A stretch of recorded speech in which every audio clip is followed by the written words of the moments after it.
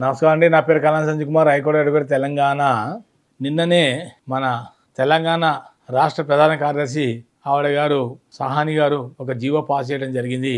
ఇంతకు ముందర ధర్నీ పోర్టల్లో అప్పుడంతా కూడా అప్పుడు ప్రభుత్వం మొత్తం అధికారం అంతా కూడా కలెక్టర్ గారికి బాధ్యతలు అప్పచెప్పింది. కాకపోతే అప్పుడు సక్రమంగా జరగలే, ధర్నీ పోర్టల్లో ఎంట్రీస్ సరిగ్గా జరగలే, కలెక్టర్ గారు బాధ్యతగా సరిగ్గా చేయలే. దాంతోనే చాలా ప్రాబ్లమ్స్ వచ్చాయి, చాలా ప్రాబ్లం పడింది, చాలా ఫేస్ చేశారు అందరూ, ఆయా రైతులందరూ కూడా. ఇప్పుడు ఏం చేసినంటే నిన్న ప్రభుత్వం ఒక జీవో తీసుకొచ్చి ఈ అధికారాలన్నీ కూడా తహసీల్దార్కి, డిప్యూటీ తహసీల్దార్ గారికి, ఆర్డీఓ గారికి, సీసీఎల్ఏకి ఈ నలుగురికి బాధ్యతలు ఇవ్వడం జరిగింది. వీళ్ళంతా కూడా పాత ధర్నీలో ఉన్నవన్నీ కూడా ప్రక్షాళన చేసి దాన్ని అంతా కూడా ఇప్పుడు సక్రమంగా ఎక్కడైనా అవకతవకలు జరిగితే వాటిని అంతా నీట్గా క్లీన్గా ఎవరికైనా రైతులు కరెక్ట్గా వాళ్ళు కానీ ప్రాపర్టీ కొనుక్కుంటే, పట్టా భూమి కొనుక్కుంటే అవన్నీ కూడా వాళ్ళకి ఆ పట్టాలు ఎంట్రీ ఎక్కించి వాళ్ళకి డిజిటల్ పాస్బుక్లు ఇచ్చి వాళ్ళకి ఇమ్మీడియట్లీ మ్యూటేషన్ కూడా చేయాలి. మ్యూటేషన్లు జరగలే, పాస్బుక్లు ఇవ్వలే, వాళ్ళు ఏమైనా చుట్టూ తిరగడం, కలెక్టర్ చుట్టూ తిరగడం, కలెక్టర్ ఏమైనా టైం అంటాం, టైం ఇవ్వకపోవడం, బిజీ అంటాం. అయినా అలాంటి వాళ్ళకి ఎందుకు ఇస్తాను నాకు అర్థం కాదు. కలెక్టర్కి అంత బిజీగా ఉన్నప్పుడు అంతకి ఆయనకి ఆ పవర్స్ ఎందుకు ఇవ్వడం?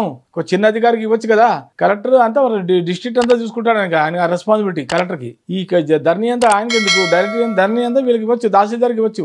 తహసీల్దార్, డిప్యూటీ తహసీల్దార్ కరెక్ట్ వీళ్ళు చేయగలుగుతారు. ఇదంతా కూడా ఈ లెవెల్కి సరిపోతుంది. ధర్నీలు అంతా వీళ్ళు ప్రక్షాళన చేసి అంతా చేస్తారు వీళ్ళు. మరి హై ప్రొఫైల్ వాళ్ళకి ఇస్తే వాళ్ళకి వాళ్ళైనా టైం సరిపోదు, వాళ్ళకి 100 రకాల ప్రాబ్లమ్స్ ఉంటాయి. అన్నీ చేయాలంటే కష్టం అది.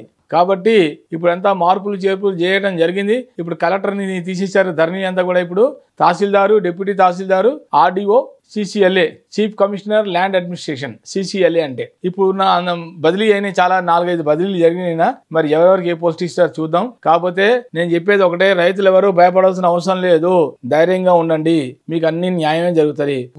కొత్త ప్రభుత్వం వచ్చింది కదా, మీరు కూడా ప్రభుత్వం సహకరించండి, మీకు అన్ని అనుకూలంగా జరుగుతాయి. ఏదైనా ఇంకా ఏదైనా ఇబ్బంది ఉంటే మీరు ప్రజా దర్బార్కి వెళ్ళండి, అక్కడ ఒక అప్లికేషన్ పెట్టుకోండి, అక్కడ కూడా మీకు ప్రాసెస్ అయ్యే ఆస్కారాలు ఉన్నాయి. కాబట్టి ఎవరు కూడా భయపడదు. ధర్నీ పోర్టల్ మటుకు అందరికీ మంచిగా జరుగుతాయని నా ఉద్దేశం. నమస్కారం.